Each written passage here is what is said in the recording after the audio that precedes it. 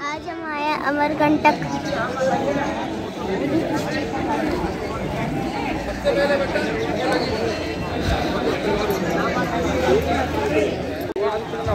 यहाँ माँ नर्मदे का अंदर मंदिर है।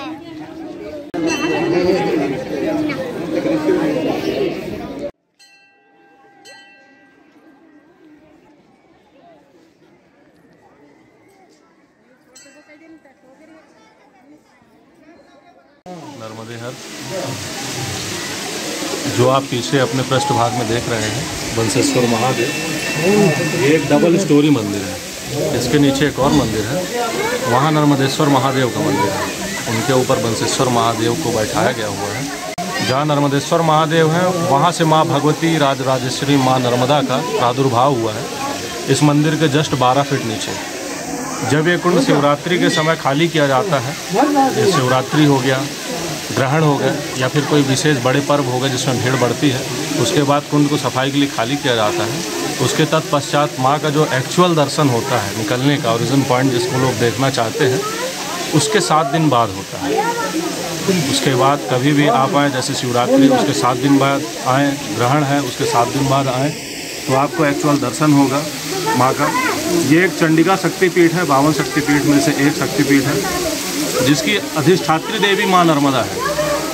अधिष्ठात्री देवी माँ नर्मदा है एवं इनके भैरव जो हैं वो भद्रसेन भैरव हैं जी। यहाँ से अमरकंटक से मुख्यतः 3 नदियों का उद्गम है, 3 बड़ी नदियों का। सहायक नदियाँ बहुत सी हैं, परंतु 3 मुख्य नदियाँ जो कहलाती हैं बड़े रूप में भारत देश में विख्यात है, उनमें से एक माँ नर्मदा हो गई, दूसरी जोहिला है, तीसरी सोन नद है। इन 3 नदियों का उद्गम है। आप सोनमुड़ा जाएंगे तो आपको है जो सोन नद का उद्गम दिखेगा। आप जालेश्वर जाएंगे तो आपको जोहिला नदी का उद्गम दिखेगा। आप इन दर्शनों कर सकते हैं। इन मंदिरों का जो जीर्णोद्धार है ये 9वीं शताब्दी से 11 शताब्दी के बीच में हुआ है। आदिगुरु शंकराचार्य जो पहले थे उनके द्वारा है जो भगवती का स्थान बताया गया कि इस कुंड में, इस पूरे परिसर में, इस पूरे अमरकंटक क्षेत्र में जो एक्चुअल पॉइंट है, जो एक्चुअल दर्शन, जो ओरिजिनल पॉइंट है वो यहाँ से। इसलिए आदिगुरु शंकराचार्य के द्वारा ही यहाँ नर्मदेश्वर महादेव की स्थापना कराई गई। उसके ऊपर जो आप बंसेश्वर महादेव देख रहे हैं, ये महादेव रानी अहिल्याबाई होलकर के द्वारा पूजित है। ये जो बंसेश्वर महादेव हैं, जिनके वंश की वृद्धि नहीं होती उनके लिए विख्यात है। जो भी यहाँ आकर के कामना करके जाते हैं उन्हें वंश की प्राप्ति होती है। स्वयं रानी अहिल्याबाई होलकर को भी प्राप्त हुआ था, जिनके अनुरूप में उन्होंने जो भी अपना कामना किया था उसके अनुरूप में उन्होंने यहाँ पास सोने का एक गुंबद चढ़वाया था, वो आज भी लगा हुआ है। इस तरह से इस मंदिर का कहानी है, इसी मंदिर के ऊपर ही लगा हुआ है, उसे ढक दिया गया है जी। अच्छा, ऐसा कहानी। और क्या जानना है? करने नहीं, यहाँ प्रभु महादेव ने ही तपस्या की है, महादेव ने ही तपस्या की हुई है और उनके कंठ से माँ भगवती का जो प्रादुर्भाव हुआ है। कैलाश में क्या है, आप बर्फ़ का जो तासीर है उसको आप देखेंगे, वो एक समय के बाद जो उस स्थान पे जलन पैदा करने लगती है। जब महादेव कैलाश गए तो उन्हें वहाँ उतनी राहत नहीं मिली, लेकिन मैकल पर्वत में आप स्वयं खड़े हैं, आपको एक अलग सी ठंडक, मतलब एक अच्छी अनुभूति होगी। तो वैसा अनुभूति करके भगवान यहाँ पास जो अपना तप किए 12,000 वर्ष तक। उनके बाद उनके कंठ से जो पसीना निकला, पसीना नहीं कहेंगे उसे माँ भगवती ही कहेंगे, उसके उन्होंने जब यहाँ प्रकट हुआ तब महादेव से उन्होंने पूछा कि प्रभु मुझे तो आपने आज धरती पर उत्पन्न किया है, अब हम आगे क्या करने के लिए उत्पन्न हुए हैं। तो उन्होंने बताया कि गंगा जिस हिसाब से उसमें स्नान करने से, बाकी देवी देवताओं में नदियों में स्नान करने से जो पाप क्षीण होते हैं, लेकिन आप ऐसी रहेंगी जिनके दर्शन मात्र से ही पाप मुक्त होंगे। चाहे इस धरती में देव हो, चाहे दानव हो, चाहे नदियाँ, कोई भी हो, प्राणी भी, कोई भी हो। इसी कारण है जो यहाँ पास गंगा सप्तमी में, गंगा दशहरा में स्वयं गंगा जी भी माँ भगवती को प्रणाम करने के लिए यहाँ पास एक आरंडी संगम है, वहाँ पास माँ के पास आती है। उस स्थान में जाएंगे, वहाँ पे भी 2 नदियों का संगम है, एक आरंडी संगम बैतरणी का, आप इसका जो गरुड़ पुराण में सुनेंगे। वैतरणी नदी के बारे में, उसका भी यहाँ पास संगम माँ भगवती से होता है, उसका भी प्रादुर्भाव है। उसे आप यहाँ पास आरंडी संगम में वहाँ जा कर के, कपिला संगम भी उसी कहते हैं, वहाँ जा कर के आप उसको देख सकते हैं। यहाँ पास भी औरंगजेब के शासनकाल का प्रभाव पड़ा है। यहाँ के आप 27 मंदिर हैं इस मंदिर परिषद में, लेकिन आप देखेंगे जिसमें से 16-17 मंदिरों के जो मूर्तियाँ हैं, छोटे छोटे मंदिर आप घूमेंगे दिखेंगे, तो उनमें से जो खंडित आप देखेंगे उसमें अलग से आपको समझ में आएगा कि तलवारें चली हुई हैं। मूर्तियाँ जो कटी हैं उसके कटने के तरीके से ही आपको समझ में आएगा कि तलवारें इनमें चली हुई। जैसे यहाँ पास ज़्यादातर विख्यात जो हम हमारे अमरकंटक में माँ भगवती के बाद है, तो यहाँ पास हाथी के निकलने से है। यहाँ पीछे में एक हाथी है, उसके नीचे से, जिसके ऊपर आल्हा बैठा हुआ है, और उसके जस्ट बगल में आप देखेंगे ऊदल की है जो घोड़े में बैठे हुए हैं। तो घोड़े के पूरे पैर कटे हुए हैं और आला और ऊदल के दोनों के सर नहीं। तो उनको भी देखकर लोग समझ सकते हैं कि यहाँ पास जो औरंगजेब के शासन में क्या दुष्प्रभाव पड़ा है। और बाकी उनके पीछे अगल बगल जो मंदिरें हैं उसको आप देख सकते हैं, सब में प्रभाव ज़्यादा था, लेकिन वो माँ भगवती के पास नहीं पहुँच पाए, क्योंकि उन्हीं के दरवाजे पे, उन्हीं के द्वार पर भद्रसेन भैरव बैठे हुए हैं। कहा जाता है कि जब वो अंदर है जो घुसने की कोशिश किया, तब वह वहीं मूर्छित हो गया और उसकी हिम्मत नहीं पड़ी, तो उसके बाद वो यहाँ से लौट गया था। कलचुरी शासन का मंदिर है वो, वह 11वीं शताब्दी का मंदिर है। कहा जाता है राजा कर्ण के द्वारा वह मंदिर की स्थापना हुई है, और कुछ मिथ इस तरीके से भी आते हैं कि उसे पंच पांडवों के द्वारा जब वो यहाँ भ्रमण करने आए थे, तब उसे एक रात में तैयार किया हुआ है। वहाँ पास एक पातालेश्वर महादेव है जो पाताल से स्वयं निकले हुए हैं। क्या नाम क्या है उन मंदिरों का? पातालेश्वर महादेव। ये जो मंदिर आप जो पीछे जो खंडित है, रंग महल है। रंग महल, वो देखिए मंदिर तो आपको बहुत से खंडित मिलेंगे, इसी मंदिर परिषद में ही मिलेंगे। वो तो कलचुरी शासन का मंदिर है, उसको आप जाकर देख सकते हैं। वहाँ मूर्तियाँ खंडित नहीं है, लेकिन वहाँ मूर्तियाँ हैं भी नहीं ज़्यादातर। बद्री विशाल की मूर्ति है वहाँ, पातालेश्वर महादेव है, जो नकटी देवी है, आप जाकर उनके दर्शन कर सकते हैं। प्रादुर्भाव होने के रूप में यहाँ आप जो देख रहे हैं बाल्यावस्था है।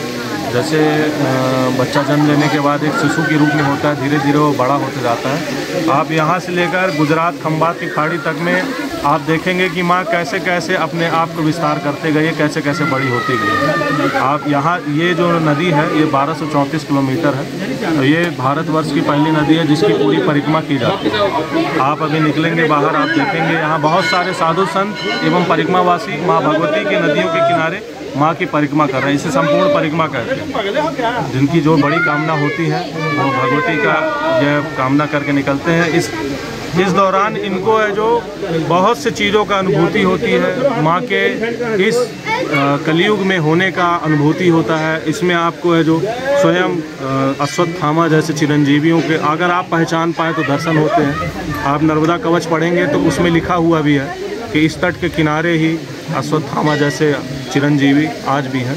मार्कंडेय ऋषि भी हो सकता है आपको दर्शन के लिए प्राप्त हो जाए।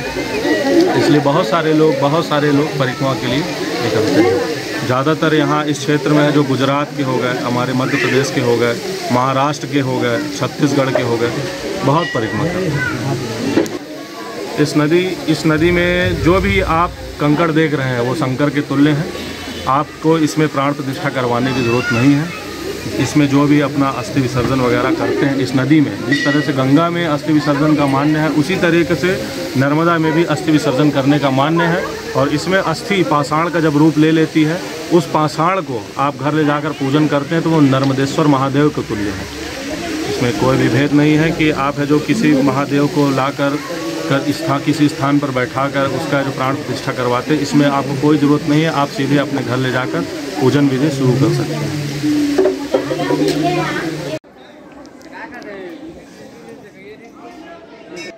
मुस्लिम आक्रांताओं द्वारा इन मंदिरों को भी तोड़ा गया था।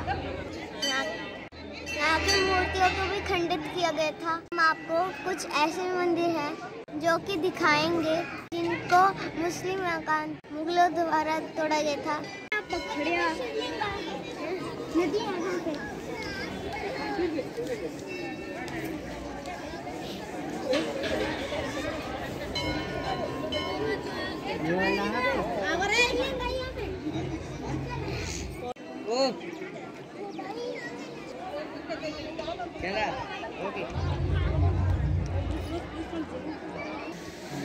नर्मदे हर मातु गंगे हर जटा संक्रे हर नमः पार। ये मुख्य माँ नर्मदा जी का उद्गम स्थल है ना।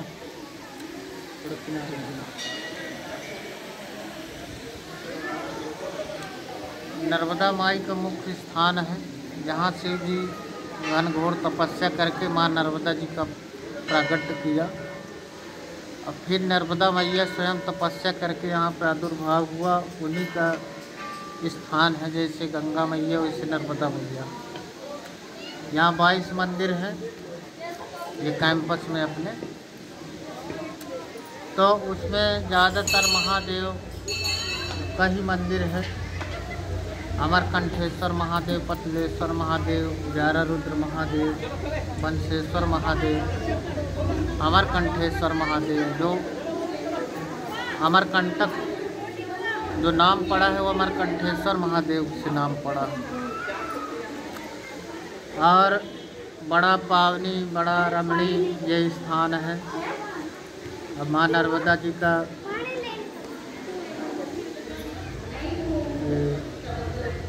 ये जो है मेन उद्गम यही है। इससे बाहर जो है माई बगिया है, सोनमूड़ा है, श्रीयंत मंदिर है, भृगकमंडल है, धुनी पानी है, चंडी गुफा है, इधर दूध धारा, कपिल धारा है ना, चक्र तीरथ और श्रीयंत मंदिर है ना, जलेश्वर, अमरेश्वर, रुद्रगंगा, माई मंडप और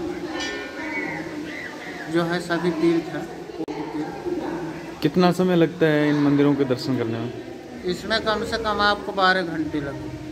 एक घंटे एक पॉइंट में देना पड़ता। ठीक है। और शिवलिंग देख रहे हैं 11 रुद्र महाराज। ये रावण द्वारा स्थापित किया हुआ शिवलिंग है। यहाँ रावण स्वयं तपस्या करते हैं है ना। और एक स्थान और यहाँ विशेष है जलेश्वर महादेव। वहाँ जलंधर का मतलब मूल निवास था, वहाँ महल थे जलंधर, जो शिव जी ने त्रिशूल से मारे थे। तो ये विशेष मंदिर है, ये इसको भी दिखा दीजिए।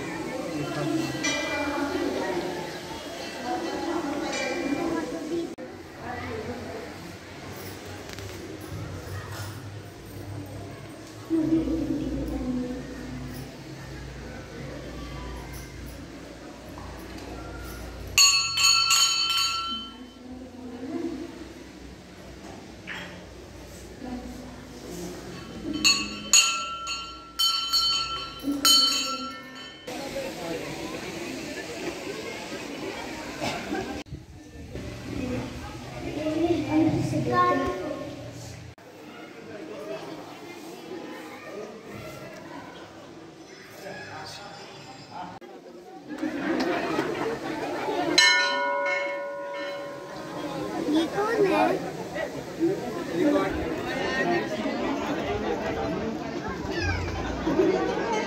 मैंने भी दर्शन कर। ये वो हाथी है, इसको तलवार से काटा गया है।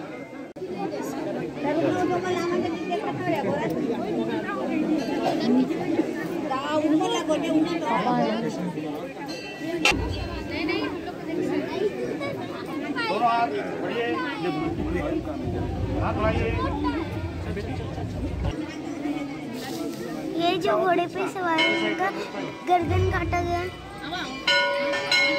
मुस्लिम आकांक्षा द्वारा। ये उदल है, लाखन है, ये के शासन काल से खंडित है। किन के समय से? मुगल काल से।